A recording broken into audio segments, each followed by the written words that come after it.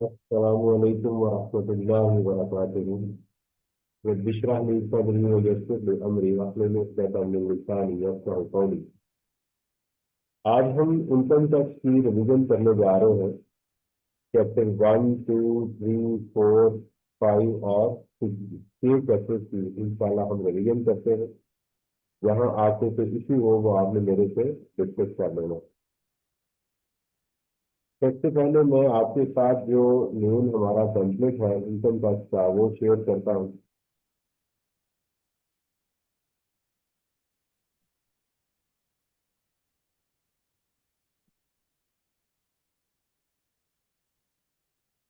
सबसे पहले हमारा चैप्टर नंबर 1 था जी। और चैप्टर 1 के अंदर हमने जो चीजें डिस्कस की थी, ये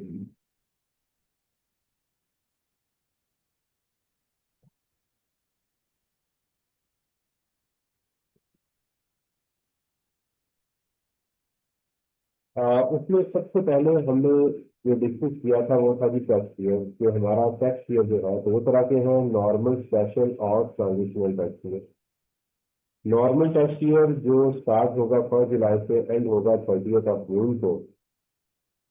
और स्पेशल टैक्स ईयर अगर दैन नॉर्मल टैक्स ईयर को हम स्पेशल टैक्स ईयर कहते हैं। ट्रांजिशनल टैक्स ईयर जब आप नॉर्मल से स्पेशल में या स्पेशल से नॉर्मल में जाएंगे या एक स्पेशल से दूसरे स्पेशल टैक्स ईयर में जाएंगे, इसके दरमियान जो पीरियड जनरेट होगा that is called transitional tax year. Tax year को आप चेंज कर सकते हैं with the approval of the commissioner.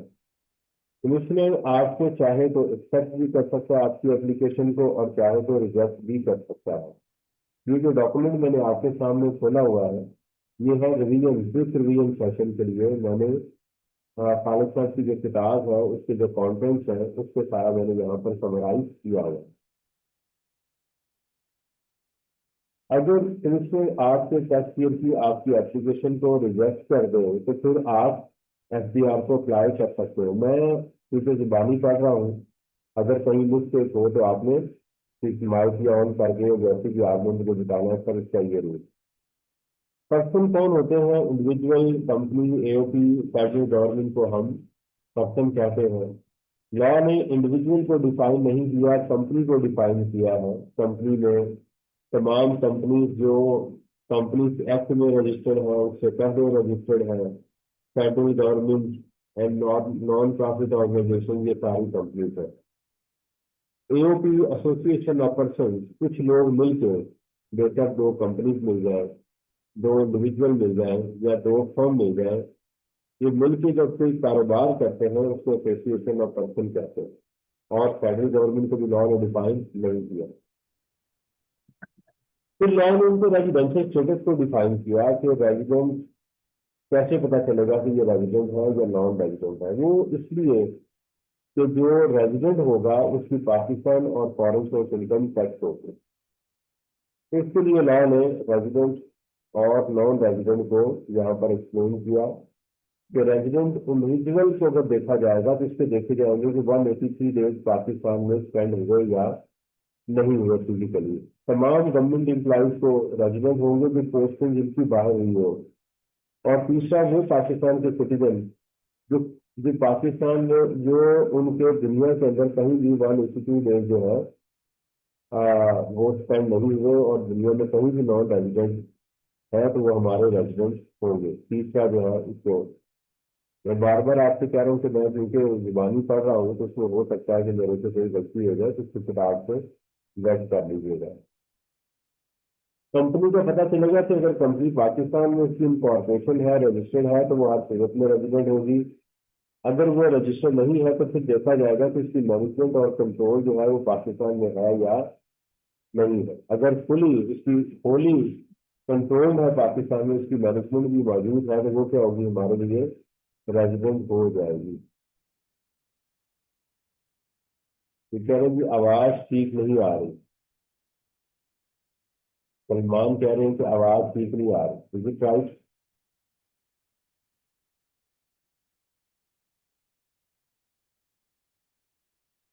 ये आवाज क्लियर है या ठीक नहीं आ रही?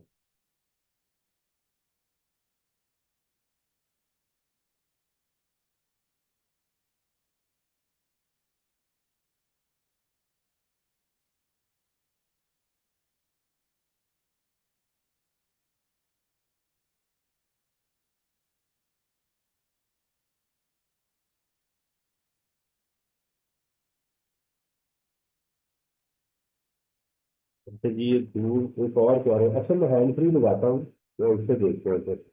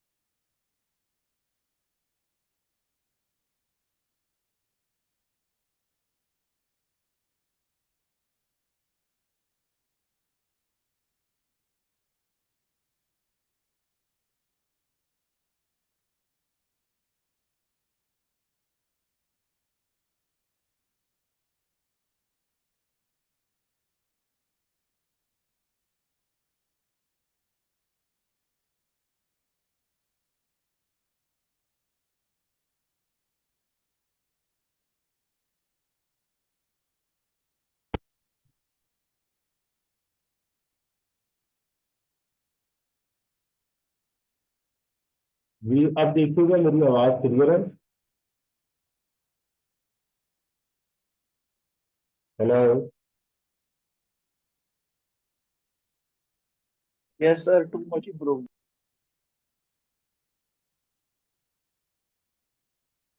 बेटा अब आवाज मेरी क्लियर है। Yes, sir.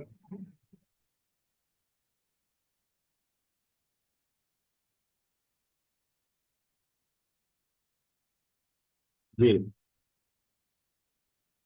अच्छा जी, एसोसिएशन में पर्सन का कैसे पता चलेगा कि उसकी मैनेजमेंट और कंट्रोल होली या पार्टली पाकिस्तान में मौजूद है तो वो रेजिडेंट होगी। उसके बाद इसका जो अगर रेजिडेंट होगी तो इनकी फॉरेन सोर्स इनकम भी पाकिस्तान में टैक्स हो जाएगी। तो रेजिडेंट होने से फॉरेन सोर्स इनकम टैक्स होती है, पाकिस्तान सोर्स इनकम तो टैक्स होती है। तो इसमें ये बात डिस्कस हुई कि किन हालात के अंदर, under what circumstances the foreign source income of resident is equal. किन हालात में एक पर्सन रेजिडेंट हो तो इसकी फॉरेन सोर्स इनकम इक्वल हो जाएगी। तो हमने पढ़ा कि अगर टैक्स ट्रीटी हो, दो मुल्कों के अंदर अगर ये मुआहदा हो जाए कि इनमें से भी एक मुल्क टैक्स लगाएगा दूसरा नहीं लगाएगा, तो जाहिर बात है कि अगर हमारा पाकिस्तान का जो रेजिडेंट है और उसकी फॉरेन सोर्स इनकम है, और अगर पाकिस्तान और उस इनकम का और उस कंट्री का एक कॉन्ट्रैक्ट हो चुका हुआ है, तो वो मुल्क उसके ऊपर टैक्स, हम फिर इसके ऊपर टैक्स नहीं लगाएंगे। ये बात जो है इसमें हो जाएगा। दूसरा था शॉर्ट टर्म रेजिडेंस। अगर किसी पाकिस्तान में जॉब के लिए आया, उसके लिए सिटीजन होना लाजमी नहीं है, और वो पाकिस्तान में उसका स्टे जो है वो जॉब के लिए था, 3 साल के लिए था, और वो इनकम जो पाकिस्तान लेकर नहीं आया उस पर टैक्स नहीं होगा। ये शॉर्ट टर्म रेजिडेंट है, शॉर्ट टर्म आया इसमें जाना है। और अगर ये 3 साल के बाद भी ठहरेगा तो ये नॉर्मल रेजिडेंट हो जाएगा, शॉर्ट टर्म रेजिडेंट नहीं रहेगा। अगर कोई शख्स कारोबार के लिए आया है उसको भी हम शॉर्ट टर्म रेजिडेंट नहीं समझेंगे, उसकी फॉरेन सोर्स इनकम पाकिस्तान में टैक्स हो जाएगी। इसके बाद है रिटर्निंग एक्सपैट्रिएट। हमारे जो रिटर्निंग एक्सपैट्रिएट हैं, कह रहे ये आवाज फिर मेरी खराब हो गई है, ऐसा ही है।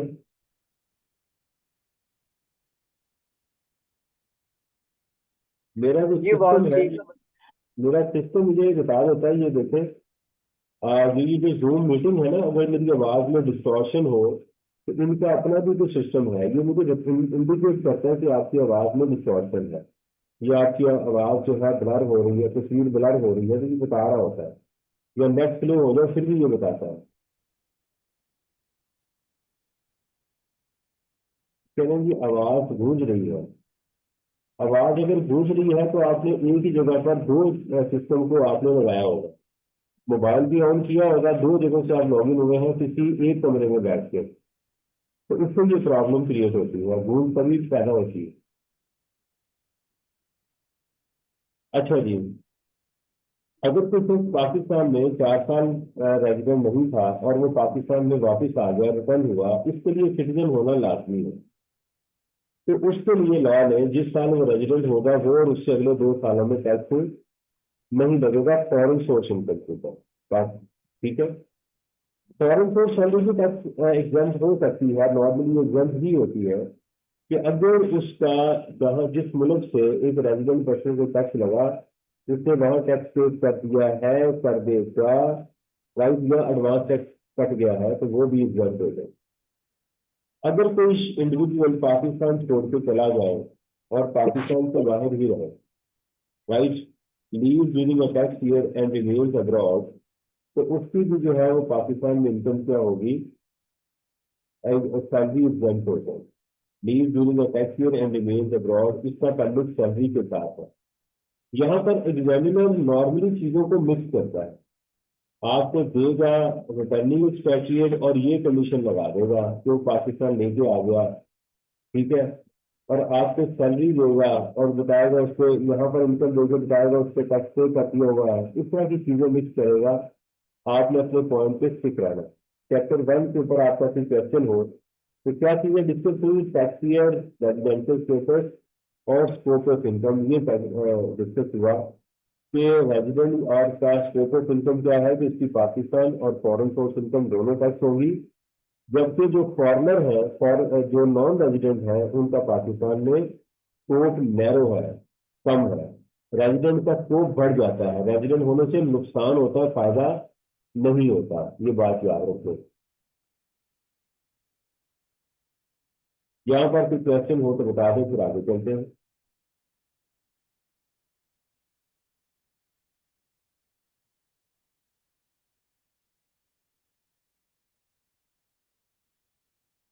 जी,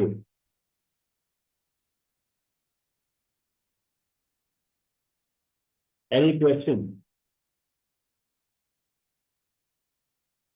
ओके जी, अब हम चलते हैं अपने नेक्स्ट क्वेश्चन की तरफ।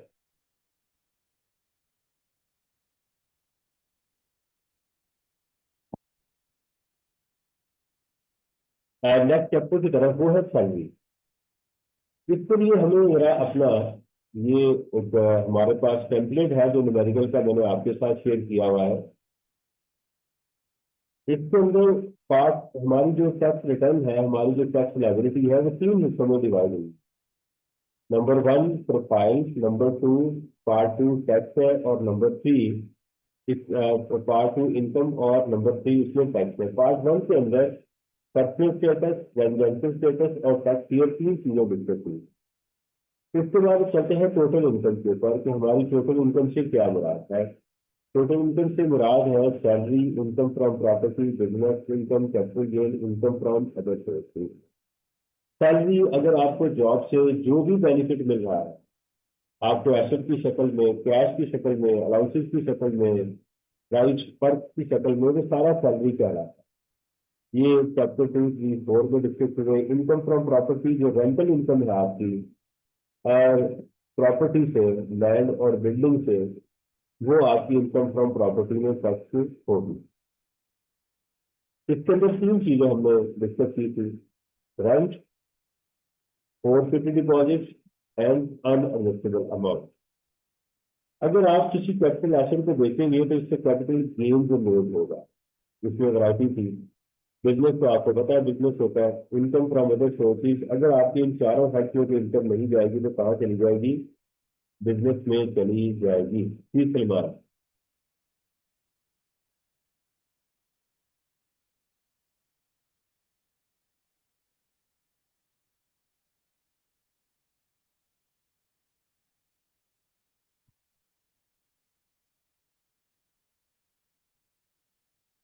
एक्शन था जी, ओके, इसको बोलते हैं टोटल इनकम।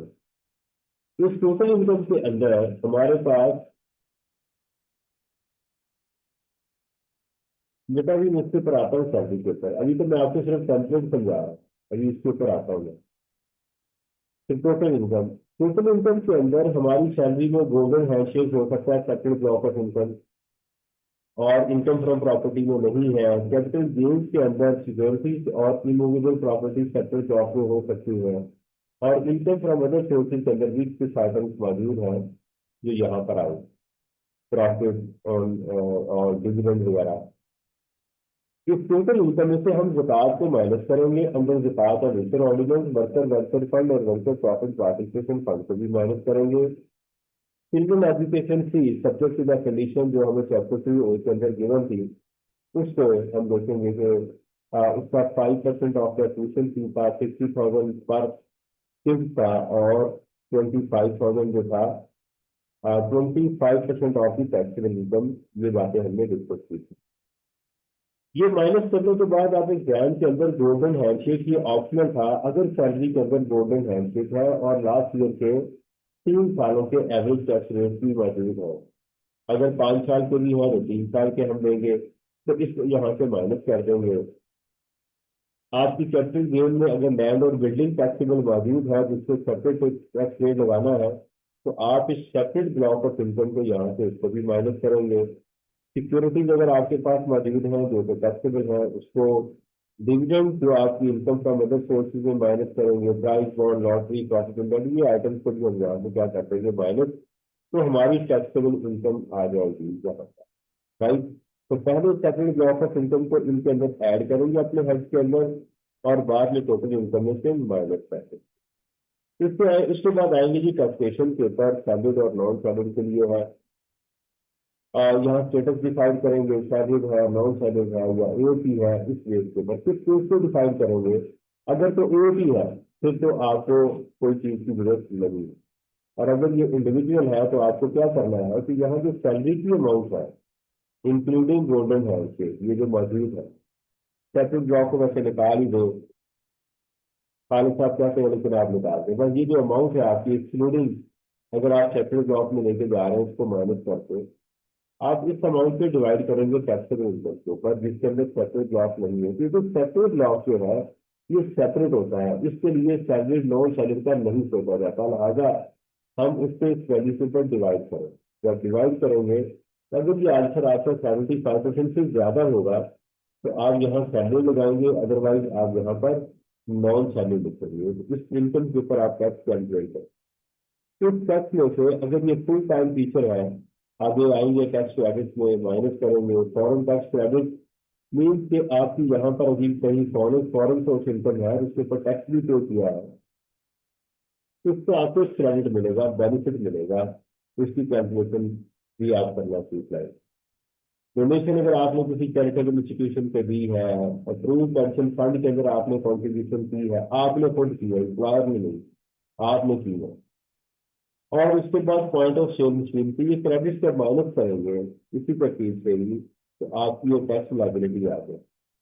ये जो उसने आपने सेपरेट ब्लॉक ऑफ इनकम को माइनस किया था, अब इन सब के टैक्स यहाँ पर क्या करेंगे आप, ऐड करें, राइट। ऐड करने के बाद ये आ जाएगी टोटल टैक्स लाइबिलिटी, और इसमें से आप सारा एडवांस टैक्स माइनस कर देंगे including tax bond by the employer. तो या तो यहाँ पॉजिटिव आंसर आएगा या नेगेटिव आएगा।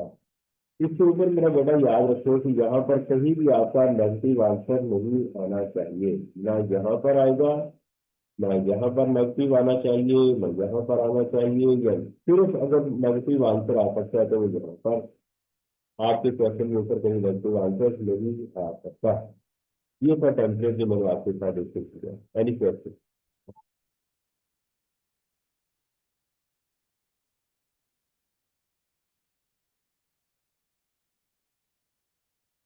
ओके,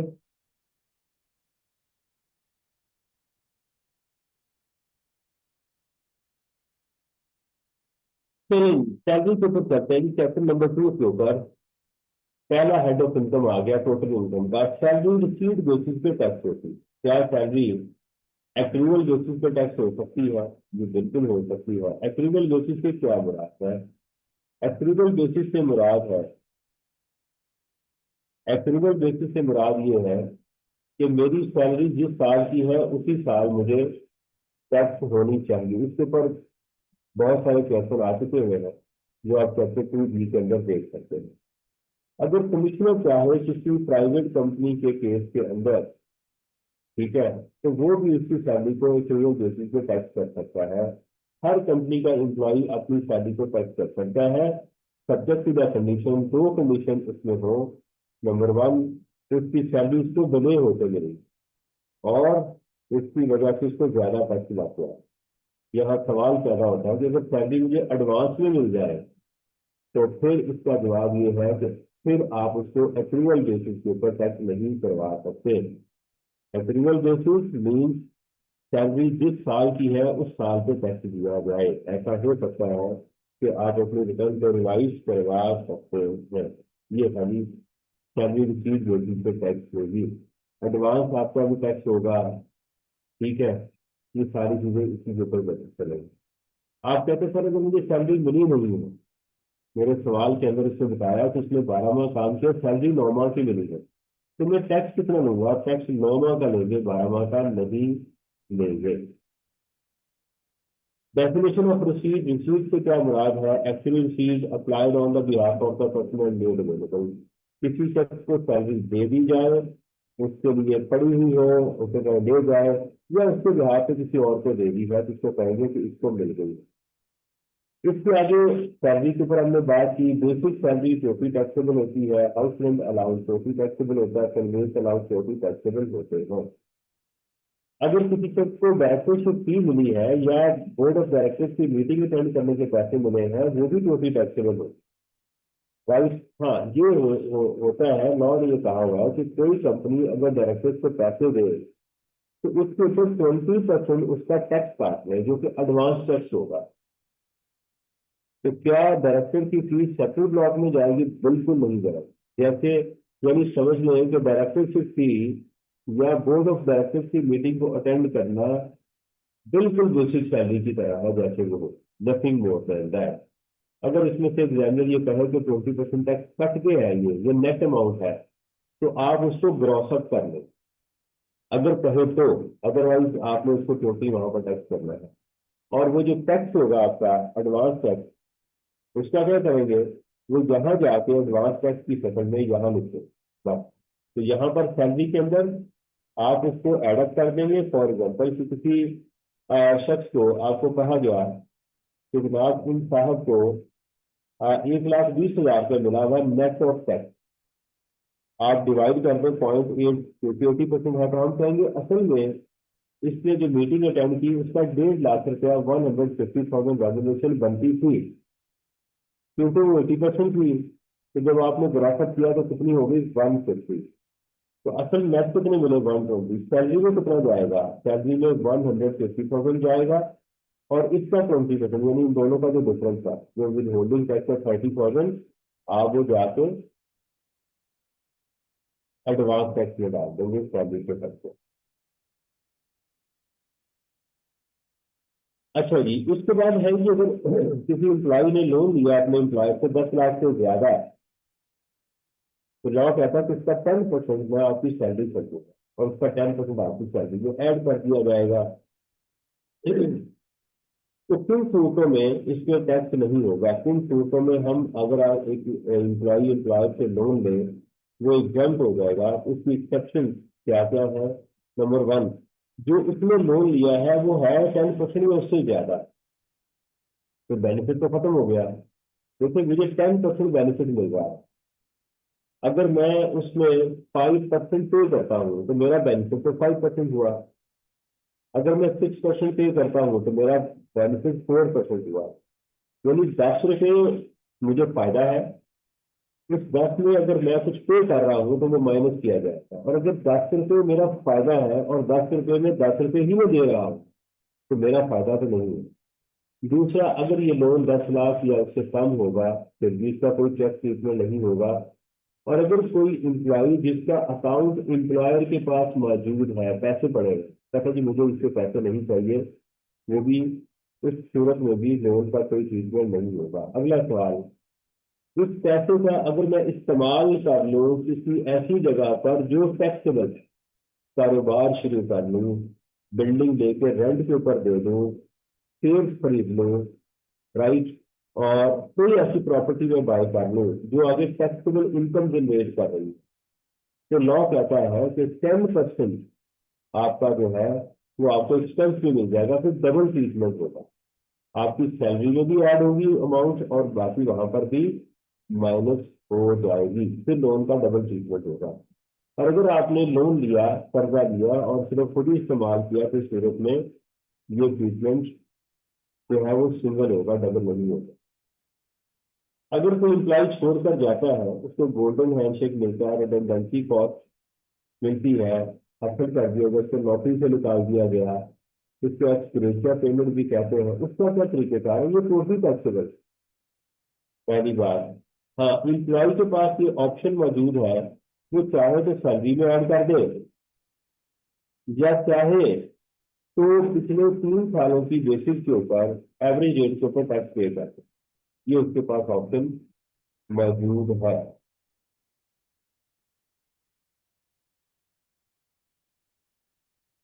ये कह रहे हैं कि लोन का पॉइंट बता दो। अगर कोई एम्प्लॉय कर्जा ले अपने एम्प्लॉयर से 10 लाख से ज्यादा, तो उस लोन का 10% इसकी सैलरी में ऐड कर दिया जाएगा। हाँ, अगर उसने इस इंटरेस्ट में से कुछ इंटरेस्ट पे कर रहा है अपने एम्प्लॉयर को, तो वो माइनस कर दिया जाएगा उसमें।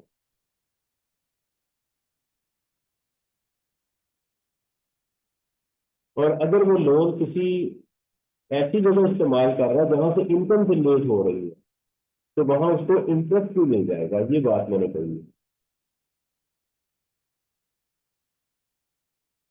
सही है। गोल्डन हैंडशेक का क्या ट्रीटमेंट है? इम्प्लॉय के पास ऑप्शन है कि इम्प्लॉय चाहे तो इस अमाउंट को या तो सैलरी में ऐड कर ले, या पिछले 3 सालों का जो एवरेज टैक्स है, यानी पिछले 3 सालों का टैक्स उसको डिवाइड कर ले पिछले 3 सालों की इनकम के ऊपर, और गोल्डन हैंडशेक से मल्टीप्लाई कर दो। इससे क्या मुराद है? इससे मुराद ये है कि आप पहले गोल्डन हैंडशेक को इनकम फ्रॉम प्रॉपर्टी में ऐड करेंगे, फिर यहाँ से इस अमाउंट को माइनस करेंगे, और फिर उसके बाद गोल्डन हैंडशेक लिख के पिछले 3 सालों का जो एवरेज रेट है उससे मल्टीप्लाई करके उसका टैक्स यहाँ ऐड करेंगे। तो फिर 3 ट्रीटमेंट है। ये मैंने गोल्डन हैंडशेक का आपको बता दिया। अगर एक एम्प्लॉयर किसी एम्प्लॉय को अकोमोडेशन दे, देखिए हाउस रेंट अलाउंस जो फिक्स अमाउंट है हर महीने दे दिया गया, जिसको हाउस रेंट अलाउंस बोलेंगे।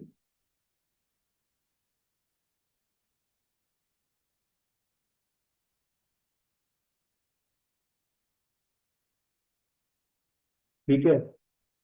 लेकिन अगर कोई घर है जिसको एम्प्लॉयर लेके आगे दे रहा है, यानी बेशक मैंने ही चूज किया लेकिन मेरा एम्प्लॉयर आगे जो है इसका रेंट वो पे कर रहा, तो हम उसको अकोमोडेशन बोलेंगे। घर छोटा हो बड़ा हो जैसा भी हो उससे कोई फर्क नहीं पड़ता। सही है। अच्छा जी, इसका तरीकेकार क्या है कि उसकी जो बेसिक सैलरी है या एम टी एस, वो उसका 45% कम से कम उसकी सैलरी में जाएगा। अगर हमें उस घर के रेंट की फेयर मार्केट वैल्यू का भी पता है, तो फिर कंपेयर करेंगे whichever is higher level. ये फेयर मार्केट वैल्यू उस घर की अकोमोडेशन की कैसे पता चलती है? या तो उसका एग्जामिनर हमें एनुअल रेंट बता देता है, या वो कहता है कि अगर वो घर लेता तो इतना होता, इतना रेंट उसको पे करता। उस सूरत में हमें उसी घर का रेंट चाहिए होता, तो फिर हम उसको भी ऐड कर देंगे। अब सवाल ये है कि किस सूरत के अंदर ये फेयर मार्केट वैल्यू को नहीं लेते, वो है सेल्फ हायरिंग के केस के अंदर। एक मिनट जरा मैं बाहर देखूं, बारिश तेज हो गई। मैं दो पत्ते लगाते हैं बस, थोड़ा सा टाइम दीजिए।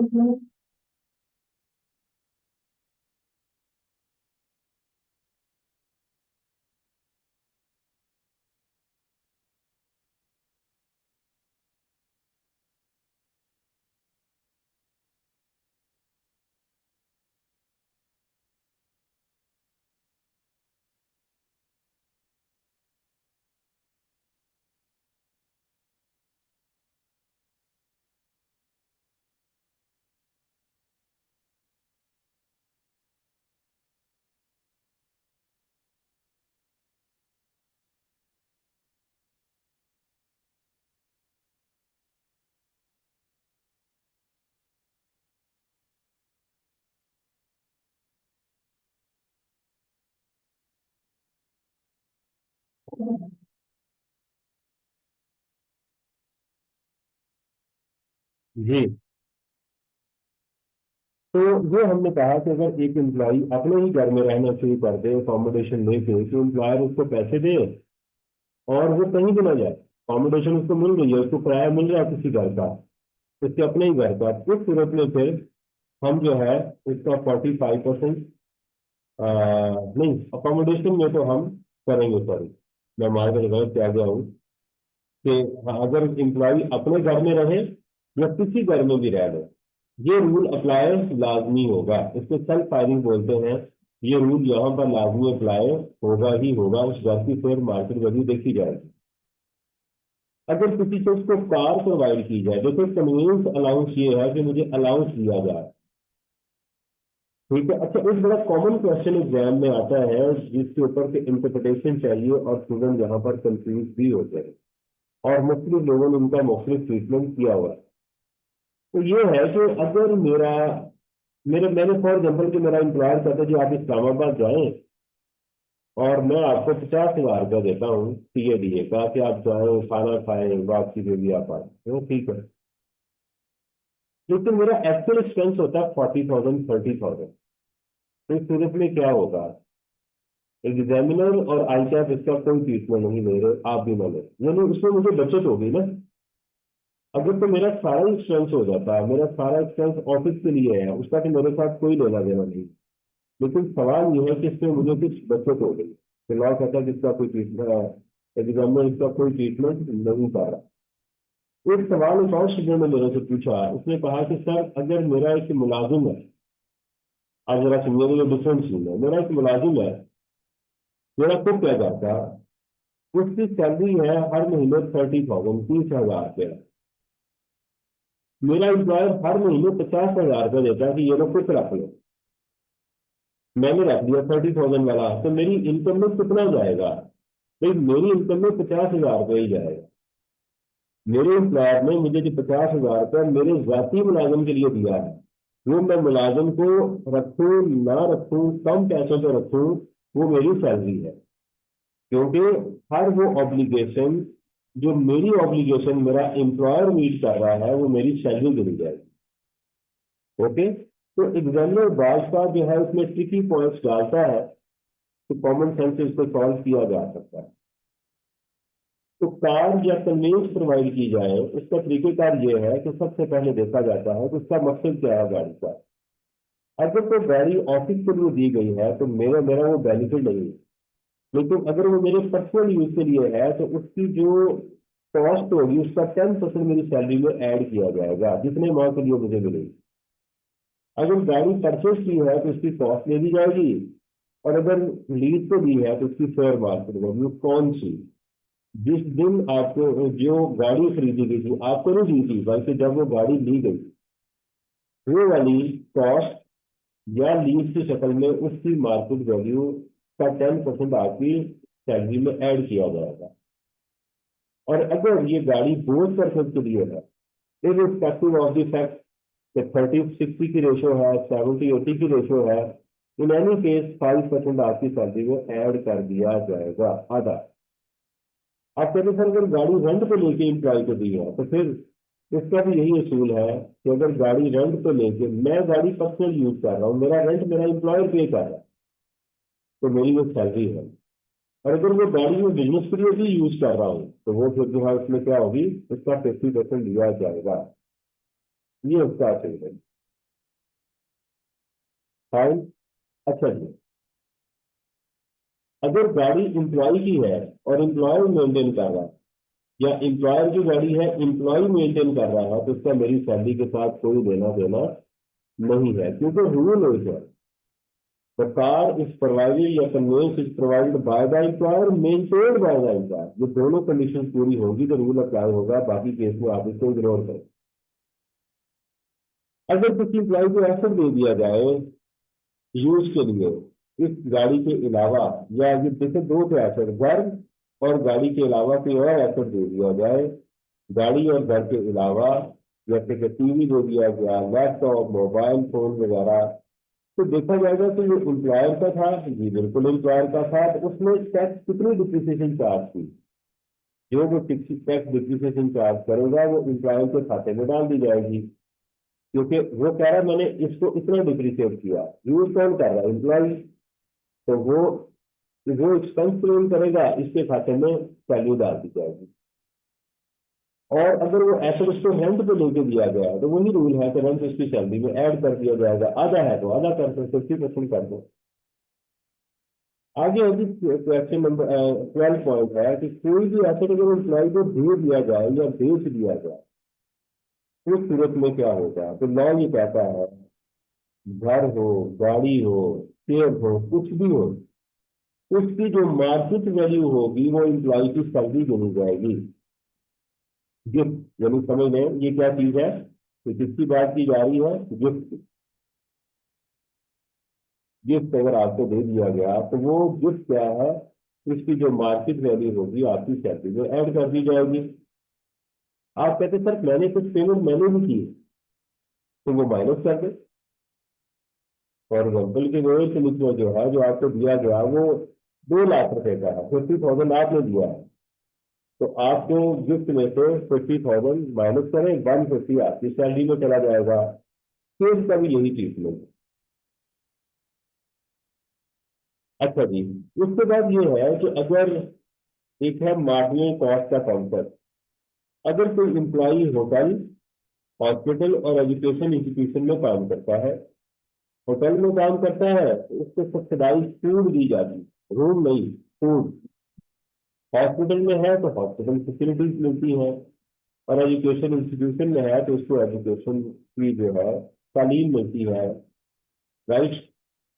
ये देख लीजिएगा, उसमें मेरा ख्याल है उसके डिपेंडेंट को है एजुकेशन, क्योंकि थोड़ा सा कानून है ना कि स्टैचू है, जमा हुआ है, रुका हुआ है, तो इसलिए उसको कानून की तरह ही लेना चाहिए।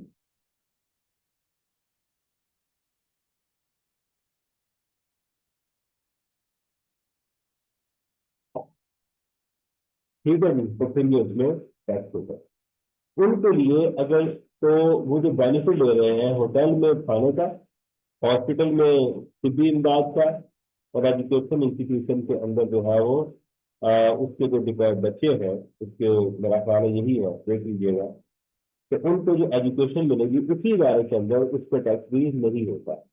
हाँ, अगर कोई शख्स होटल में है और उसको हॉस्पिटलाइजेशन मिल रही है नॉट अंडर दी कॉन्ट्रैक्ट, तो वो टैक्सेबल हो जाएगी।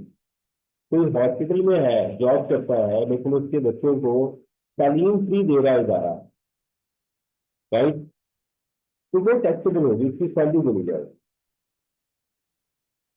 बीमारी की तरफ चलते हैं, अगर कोई शख्स बीमार हो जाए या ना हो तो उसको क्या मिलेगा।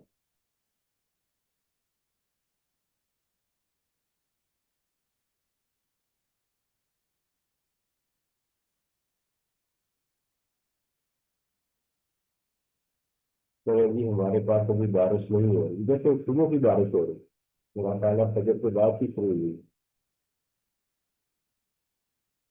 मेडिकल अलाउंस है जी, मेडिकल अलाउंस का क्या ट्रीटमेंट होगा हमारे पास। मेडिकल अलाउंस एग्जाम्प्ट हो जाएगा up to 10% of the basic price. लेकिन अगर medical allowance with medical facility under the contract मिल जाए तो फिर ये एग्जाम्पशन खत्म हो जाएगी, फिर मेडिकल अलाउंस टैक्सेबल हो जाएगा। मेडिकल फैसिलिटी तो एग्जाम्प्ट ही रहेगी। Medical facility under the contract exempt होती है और medical facility not under the contract taxable होती है। एग्जाम में कैसे पता चलेगा, एग्जामिनर जो है ये यही कानून के अल्फाज इस्तेमाल नहीं करता, बात बात वो क्या करता है, प्रैक्टिकल जेनेरिक फॉर्म में वर्ड यूज कर रहा होता है, तो इसलिए देखना पड़ता है कि एग्जामिनर ने ये वर्ड क्या यूज किया है, इसलिए उसके मुताबिक चलना होता है। लेकिन अगर मेडिकल अलाउंस और मेडिकल फैसिलिटी दी गई है जो कि अंडर द कॉन्ट्रैक्ट नहीं है, मेडिकल फैसिलिटी अकेली मिल जाए फिर भी टैक्सेबल है, और medical facility not under the contract किसी के साथ मिल जाए फिर भी वो टैक्सेबल ही रहेगी। मेडिकल अलाउंस का जो टैक्स, ये जो एग्जाम्पशन है वो एक ही सूरत में खत्म होगी, अगर इसके साथ medical facility under the contract मिल जाए तो। हाँ, मेडिकल फैसिलिटी लेने के लिए अंडर दी कॉन्ट्रैक्ट आपको दो चीजें कानून कहता है कि आप प्रोड्यूस करें। नंबर 1, आप उस एम्प्लॉयर का एनटीएम या एनएससी नंबर देंगे जहाँ से आपने इलाज करवाया। और नंबर टू, आप वो जो आपका है वो एम्प्लॉयर वो लिख के देगा to whom it goes concern that this facility is provided under the contract this employee. Exam में लिखा होता है under the contract following the emoluments are received and following benefits are provided to him. अगर कोई employ ये दो चीजें provide ना करे तो एग्जाम्पशन खत्म हो जाएगी। ये कानून का बेसिक प्रिंसिपल है कि सबूत नहीं देंगे जो कहे गए हैं तो वो चीज टैक्सेबल हो जाएगी। तो आप कहते हैं सर फिर मेडिकल अलाउंस का क्या होगा? वो भी टैक्सेबल होगा क्योंकि मेडिकल सिर्फ ही अंदर की कॉन्ट्रैक्ट दी जा रही है। ये खालिद साहब की इसमें है, कभी एग्जाम में नहीं आया। अच्छा, मेडिकल फैसिलिटी अगर आपको इंश्योर हो, ऐसे भी है कि वो कहते हैं कि आपकी इंश्योरेंस करवा दी गई, वो एग्जाम है, प्रोवाइड कर दी गई, भाई जाओ वहां से जाके इलाज करवा लो, वो भी एग्जाम है। राइट, आपने खुद पैसे दे दिए और बाद में एम्प्लॉय ने आपको री इन्वेस्ट कर दिए, वापस कर दिए, वो भी एग्जाम है, फैसिलिटी है ना। आपने खुद उसमें पे कर दिए, तो किसी भी शक्ल में मेडिकल फैसिलिटी की शक्ल चेंज नहीं होगी। स्टूडेंट कहते हैं सर इससे क्या फर्क पड़ेगा कि एक मोड ऑफ प्रोविजन है, या कोई चीज पे कर दी जाती है या प्रोवाइड की जाती है या रीइंबर्स कर दी जाती है, बस सिर्फ मुझे बेनिफिट चाहिए, इसमें मेरा पर्चा ना हो, आप जैसे मर्जी मुझे प्रोवाइड करें, ये होती। टर्मिनल बेनिफिट है कि इसके अंदर पेंशन जो है वो जो रिसीव होती है वो क्या होती है, एग्जाम्प्ट होती है। क्या पेंशन जो है ये टैक्सेबल हो सकती है? भी बिल्कुल हो सकती है, दो सूरतों में। अगर एम्प्लॉय की एज 60 साल या उससे कम है और उसको दो पेंशन मिलेगी तो बड़े वाली पेंशन एग्जाम्प्ट होगी, बाकी छोटी पे टैक्स लग जाए, सब ये है कुछ एज कम हो। अगर एम्प्लॉय की री एम्प्लॉयमेंट होगी तो फिर भी वो टोटल टैक्स हो जाएगी सर।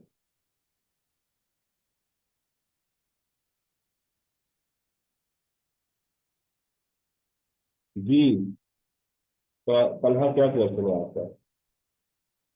जी, अगर जो मेडिकल फैसिलिटी है वो टोटली टैक्सेबल होगी चाहे वो अंडर द कॉन्ट्रैक्ट ही क्यों ना हो। मेडिकल फैसिलिटी टोटली टैक्सेबल होगी चाहे वो अंडर द कॉन्ट्रैक्ट ही क्यों ना हो। नहीं नहीं, अंडर का कॉन्ट्रैक्ट तो बेटा एग्जाम्प्ट हो, ये लिखा हुआ है। मेडिकल फैसिलिटी वो तो एग्जाम्प्ट हो। Sorry sir, okay sir, thanks. इसकी मैंने शर्त बताई है कि भाई वो जो डॉक्यूमेंट है वो तो जनरल रूल हर जगह पे अप्लाई होगा। आप कहते हो कि मैंने कोई एक्सपेंस किया है तो अगर सबूत दो, अगर आप वो एविडेंस आप वो सबूत नहीं दे रहे तो फिर वो टैक्सेबल हो जाए। ठीक है, ये चीज। पेंशन जो है जी ये री एम्प्लॉयमेंट के केस में, और अगर किसी एम्प्लॉय की उम्र 60 साल से ज्यादा है तो फिर तो उसकी पेंशन एग्जाम्प्ट होगी, दो मिल जाए चार मिल जाए री एम्प्लॉयमेंट हो जाए फिर पेंशन क्लियर हो जाएगी। लिमिटेशन ऑफ पेंशन जो है उसके ऊपर जो हमने बात की थी, लिमिटेशन अगर गवर्नमेंट के एम्प्लॉयज को मिल रही है तो उस पर टैक्स नहीं है।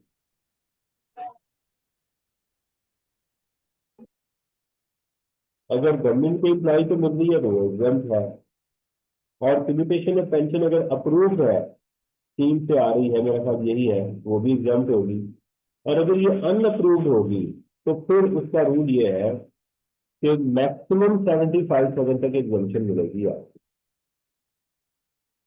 ठीक है, मैक्सिमम 75,000 तक आपको एग्जाम्पशन इसमें मिल जाएगी।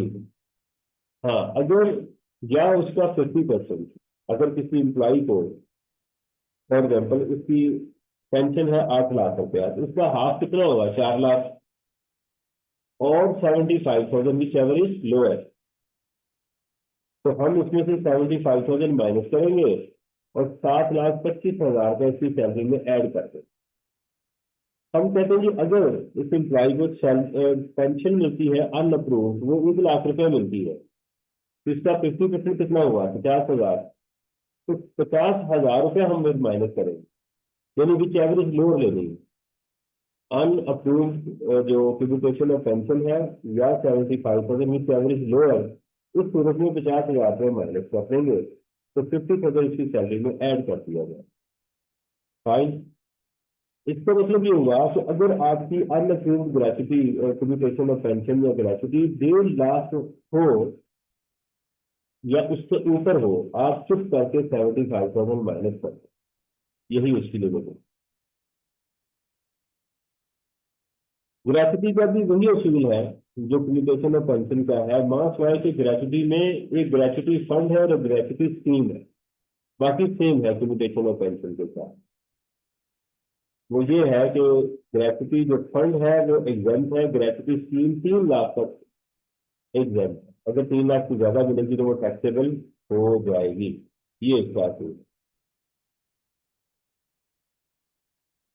अनअप्रूव्ड ग्रेचुटी किन सूरतों में या कम्युनिकेशन और पेंशन किन सूरतों में टैक्सेबल हो सकती है? टोटल टैक्स अनअप्रूव्ड, अगर किसी नॉन रेजिडेंट को मिले, पाकिस्तान से बाहर मिले, राइट, और वो या नॉन एम्प्लॉय डायरेक्टर हो, इस तरह की 3 कंडीशन है, उस सूरत में वो टैक्सेबल हो जाएगी।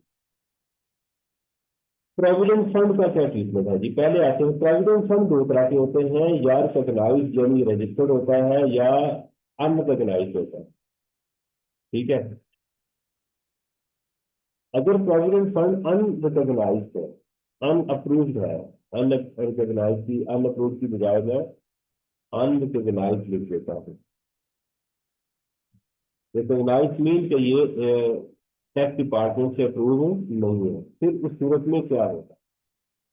उस सूरत में जब एम्प्लॉय इस फंड से पैसे निकलवाएगा, याद रखें एक ही ट्रीटमेंट उसका होगा अनअप्रूव फंड का।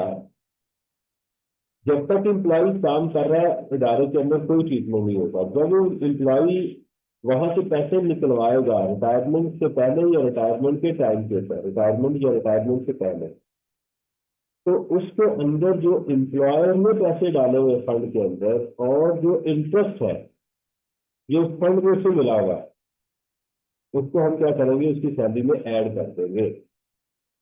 Provident fund unrecognized, the amount received from unrecognized provident fund is totally taxable। मेरे पैसे नहीं। अब फर्क करो, हम कहते हैं कि मेरा उसमें 100 रुपया मेरा था, 100 रुपया मेरे एम्प्लॉयर ने डाला हुआ था, प्लस 50 रुपये मुझे इंटरेस्ट मिला, तो टोटल जब मैं यहाँ से रिटायर हुआ तो मुझे 250 मिले।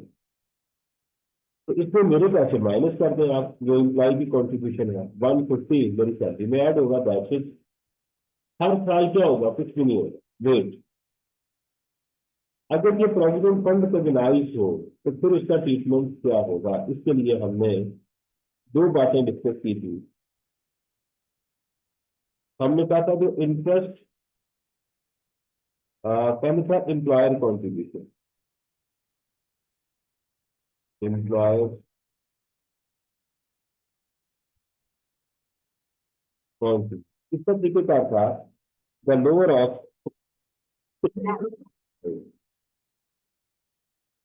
150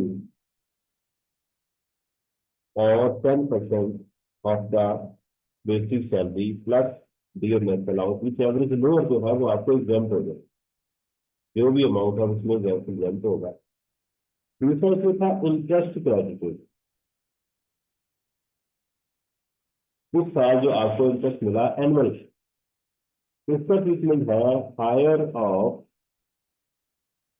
1/3 of the basic salary plus dearness allowance और 15% of the accumulated balance.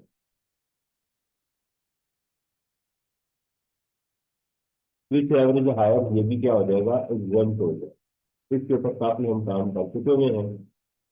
Provident fund से पैसों का मिल जाना एग्जाम्प्ट होगा, यानी प्रोविडेंट फंड से रिकॉग्नाइज है मुझे पैसे मिले तो वो क्या होंगे? एग्जाम्प्ट हो जाएंगे।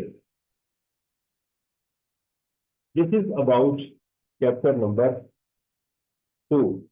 कोई सवाल हो जी? कि फायदा हुआ आपको?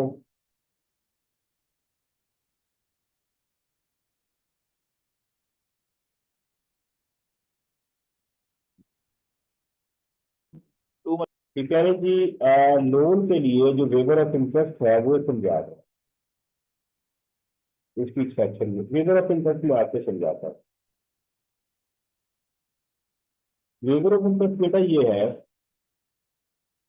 हम करें मैंने अपने एम्प्लॉयर से 20 लाख रुपया लिया लोन, मेरा उसके पास प्रोविडेंट फंड अकाउंट पड़ा हुआ है, और प्रोविडेंट फंड से सूद मिलता है, आपको पता है इस बात का कि उसके ऊपर हमें सूद मिलता है। मैं अपने एम्प्लॉयर को कहता हूँ कि साहब ये काम है तो मुझे आपने सूद नहीं देना, वो तो मेरे तो आपके पास पैसे पड़े हुए हैं ना, आपने उसके ऊपर मुझे सूद वेव करता हूँ। वेव का मतलब ये नहीं, वेव नहीं छोड़ रहा, मैं उस हक को छोड़ता हूँ। जब मैं रिटायर्ड होऊंगा, जब पैसे निकलवाऊंगा, आपने उसमें से सिर्फ मेरे और जो आपके पैसे हैं वो देने हैं, सूद मुझे नहीं देना। तो लॉ कहता है ऐसे शख्स के लिए ये कभी भी अपने एम्प्लॉय से लोन लेगा, वो 10 लाख से कम हो ज्यादा हो, उसका कोई ट्रीटमेंट नहीं होगा। You got the point.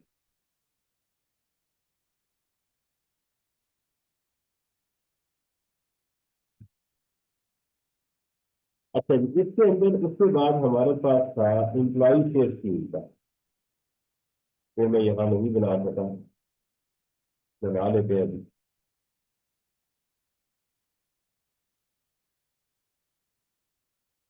अगर एम्प्लॉय शेयर स्कीम में किसी को बेनिफिट मिले, किसी एम्प्लॉय को, उसका क्या ट्रीटमेंट, शेयर्स मिले उसे तो क्या ट्रीटमेंट होगा।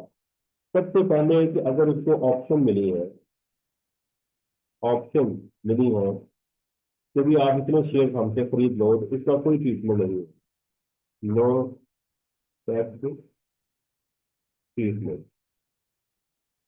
आपने उस ऑप्शन को सेल कर दिया, आपने सेल ऑफ ऑप्शन, तो खुद ही आपकी सैलरी में जाएंगे। कैसे? आपका जो उसकी सेल है, सेल प्राइस, और इसमें से माइनस कर देंगे उसकी कॉस्ट, जितने भी पैसे आपने उस ऑप्शन के बेस पे किए हैं, जिस राइट के बेस पे किए हैं, उसको चलेगा।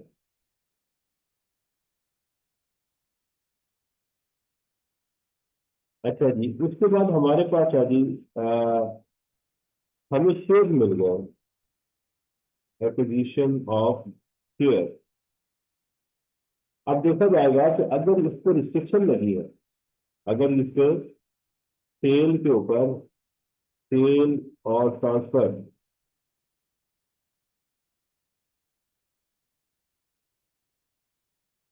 तो इसका भी कोई ट्रीटमेंट नहीं होगा, नो टैक्स ट्रीटमेंट, इसका भी कोई टैक्स देखो नहीं देगा। और अगर हमने उन डिस्ट्रिक्टेड शेयर को बेच दिया जो कि कभी एग्जाम में नहीं आया, सेल ऑफ रिस्ट्रिक्टेड शेयर, ये रिस्ट्रिक्शन अभी उठी नहीं है, हमने पहले ही बेच दी, ट्रांसफर नहीं करवाया लेकिन बेच दिए, तो सेम ये ट्रीटमेंट होगा सैलरी में। यानी ऑप्शन का और इन दोनों का ट्रीटमेंट क्या है, सेम, इसमें कोई भी इशू नहीं।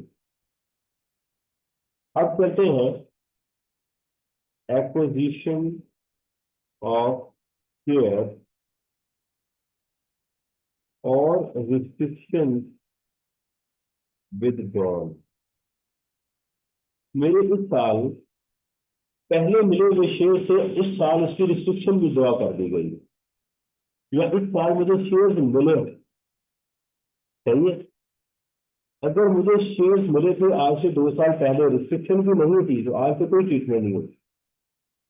दोबारा सुन लीजिएगा, इस साल मुझे शेयर्स मिले हैं और रिस्ट्रिक्शन नहीं है, या क्योंकि पिछले सालों में शेयर्स मिले थे, रिस्ट्रिक्शन आज विड्रॉ की गई, उस सूरत में लॉ ये कहता है कि उन शेयर की जो शेयर मार्केट वैल्यू होगी, ये वही गिफ्ट वाला रूल, क्या है, गिफ्ट वाला रूल है कि उन शेयर की जो फेयर मार्केट वैल्यू होगी, जिस दिन मुझे मिले या उनकी रिस्ट्रिक्शन को उठा लिया गया, पाबंदी को उठा लिया गया, माइनस उसमें से आप लेस कर दो उसकी जो आज तक आपने कॉस्ट पे की है, ये सैलरी हो जाए।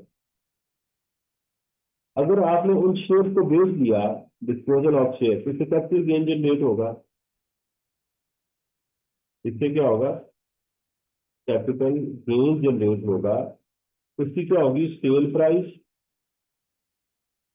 और share market value which average higher, वो जो बेसिक रूल है, लेस इसकी कॉस्ट।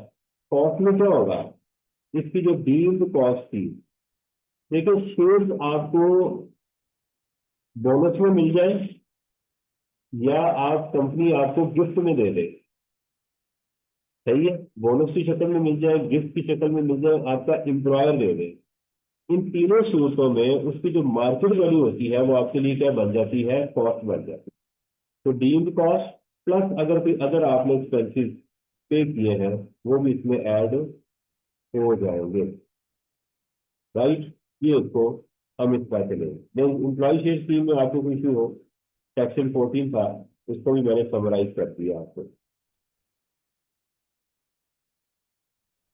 ओके, अच्छा जी, उसके बाद था हमारे पास tax borne by the employer. Tax borne by the employer, अगर किसी एम्प्लॉय का टैक्स उसका एम्प्लॉयर पे करते तो उसका क्या तरीकेकार है वो मैं आपको अभी बताता हूँ। हमने इसकी कैलकुलेशन की थी, मुझे वो कैलकुलेशन उठाने दो जरा।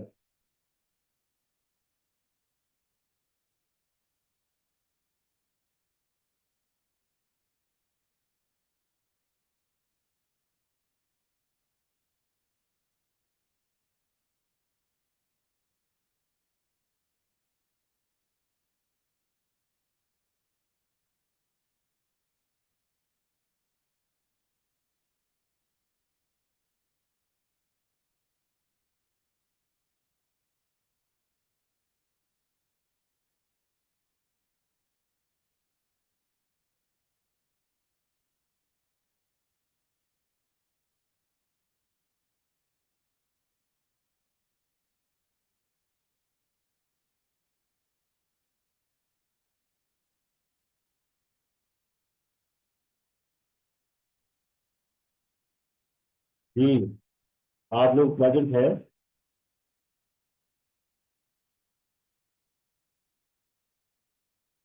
हेलो, तो भाई आप जी है सर। मौजूद तो मैं अकेला ही बोल रहा हूँ। नहीं सर, सुन रहे हैं।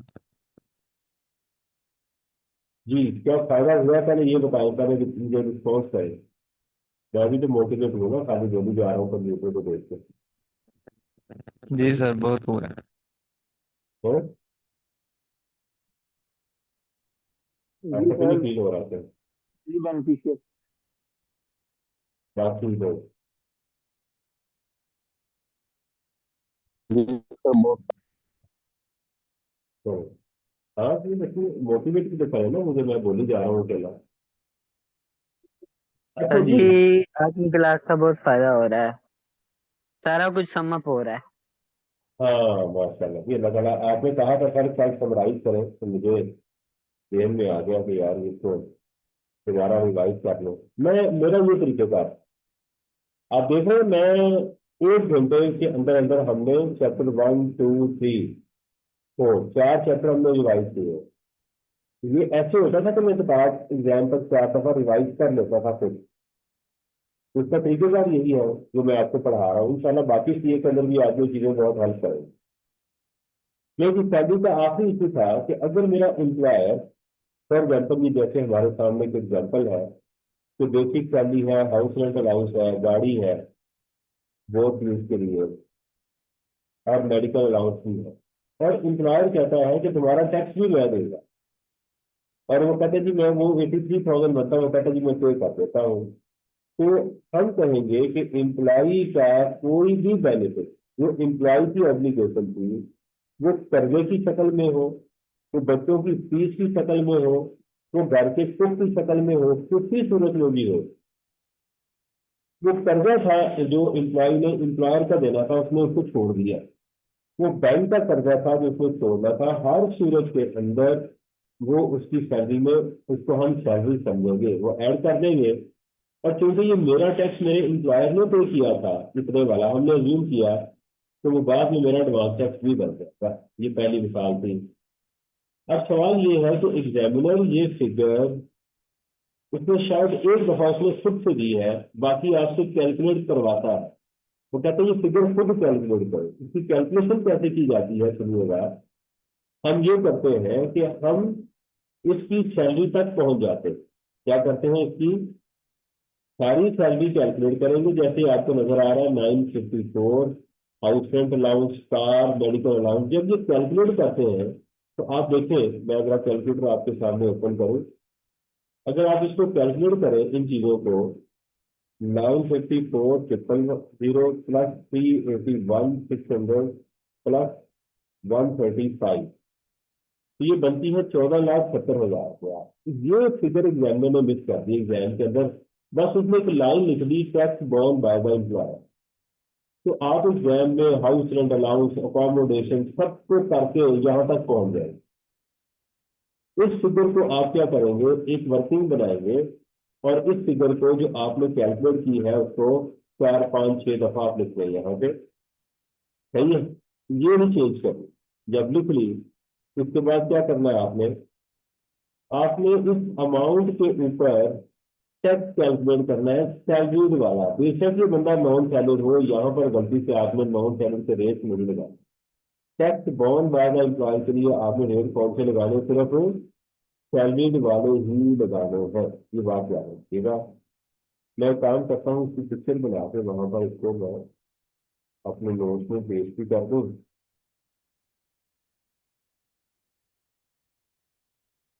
ये ठीक है जी।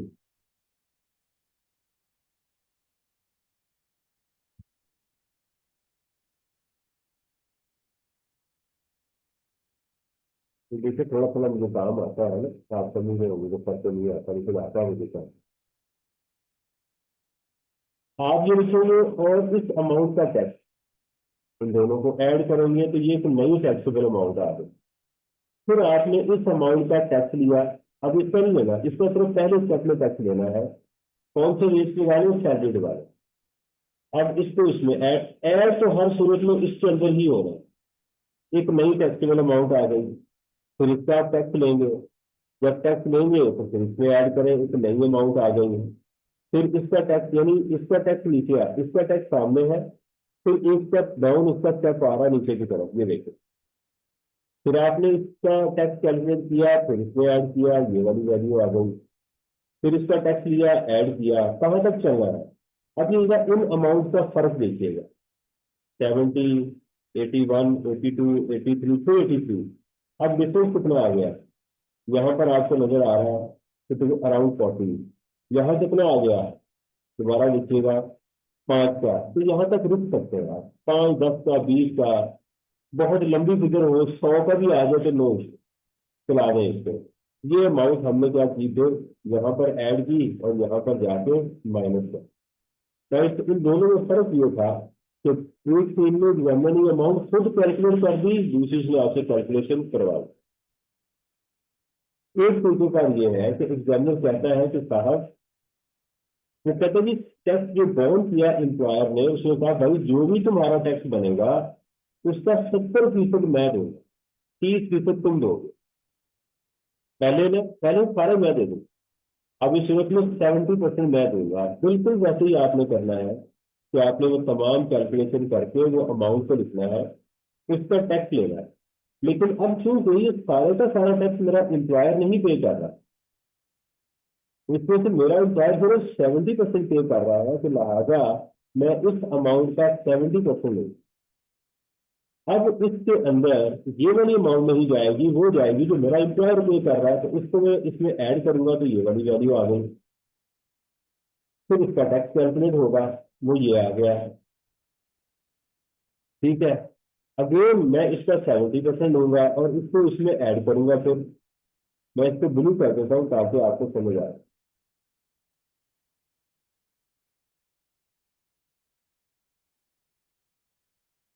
यानी ये ब्लू में ब्लू ऐड होंगे।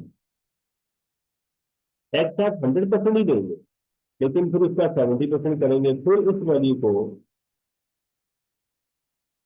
इसको इसमें ऐड करेंगे, नई वैल्यू आ गई, फिर इसका टैक्स लेंगे 100%। यानी ये कॉलम तो आपने 100% बनाना ही बनाना। फिर इसका 70% वो इधर आ जाएगा। यानी इस वैल्यू के अंदर वो वाला टैक्स ऐड करना है जो आपके एम्प्लॉयर ने जिम्मेदारी उठाई है आपकी। इसी तरह आप देखिए, यहां पर भी वही रूल लगेगा कि आप देखें यहाँ पर फर्क जो है वो 1 रुपए का रह गया है, तो ये वैल्यू आपकी, ये वैल्यू थी जिस तक मैंने पहुंचना था, जो आप यहाँ पर ऐड करेंगे और यहाँ से जाके माइनस करेंगे। एक ये चीज भी है कि एम्प्लॉयर ये कहता है कि साहब जो भी टैक्स बनेगा 30,000 तुम दोगे, परसेंटेज नहीं, 30,000 तुम दोगे। अगेन उसी तरह आप इन वैल्यूज को ऐड करके जो टैक्स आएगा इसका पहले स्टेप में कैलकुलेट करेंगे, तो ये टैक्स था एम्प्लॉयर को टोटल, इसमें से 30,000 रुपया आपने देना था, वो माइनस करते हैं तो बाकी क्या बचा है, ये वाला, ये इसमें ऐड करें।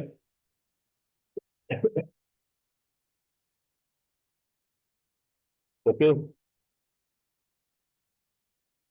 इसको इसमें ऐड किया, ये आ गया, ये एम्प्लॉयर का कॉन्ट्रीब्यूशन है। आप कहेंगे सर इसमें आपने कॉलम नहीं बनाया, क्योंकि इसमें इसलिए नहीं बनाया क्योंकि सारा का सारा टैक्स ही एम्प्लॉयर पे कर, इसलिए यह जरूरत पड़ी कि टैक्स असल ये बनता है सैलरी के ऊपर, लेकिन उसमें सारे का सारा एम्प्लॉयर पे नहीं कर रहा, लिहाजा हमें ये बनाना पड़ा। सिमिलरली जो भी टैक्स की अमाउंट आएगी इसके ऊपर आप उसको, उसमें से 30,000 माइनस करेंगे, जो भी एग्जामिनर कहता वो आप करते जाएंगे, राइट। अच्छा, स्टूडेंट कहता है कि सर जो भी टैक्स आए एम्प्लॉयर कहता है कि 50,000 मैं दूंगा बाकी तुम दोगे, तो वो कैलकुलेशन कैसे होगी भाई, वो तो आप 3(1) में है। जब उसने अमाउंट बता दी है और बाकी कह रहा है एम्प्लॉय देगा, तो भाई वो तो सादा हो गया ना, वो तो एम्प्लॉयर की अमाउंट एग्जामिनर ने खुद बता दी है, तो फिर बात खत्म, फिर तो आप पहले, फिर तो कैलकुलेशन की जरूरत ही नहीं है। इस तरह से इस अमाउंट को क्या करेंगे, आप यहाँ पर ऐड करेंगे और उसको माइनस करेंगे। दिस इज ऑल अबाउट, जो हमारा था मैंने वो बना दिए, इसमें एक जगह मैंने सैलरी को भी ऐड किया हुआ, इसमें मैंने कहा कि अगर इसकी इनकम फ्रॉम प्रॉपर्टी भी हो और बिजनेस इनकम भी हो, टोटल इनकम आ गई टैक्सेबल, फिर क्या करेंगे, तो वही सेम तरीकेकार होगा कि हम जो कैलकुलेशन करेंगे tax borne by the employer, ये तो इसमें था tax borne by the employer, नहीं इसमें नहीं था, ये था, ये था इसमें। तो tax borne by the employer, ये सैलरी आ गई, ये सैलरी की अमाउंट आ गई, income from property, business income, total income less हमारी ज़कात और टैक्सेबल इनकम आ गई। This is all about from my side, मेरा ख्याल है कि इतना काफी है। आ, आप थक चुके होंगे जी।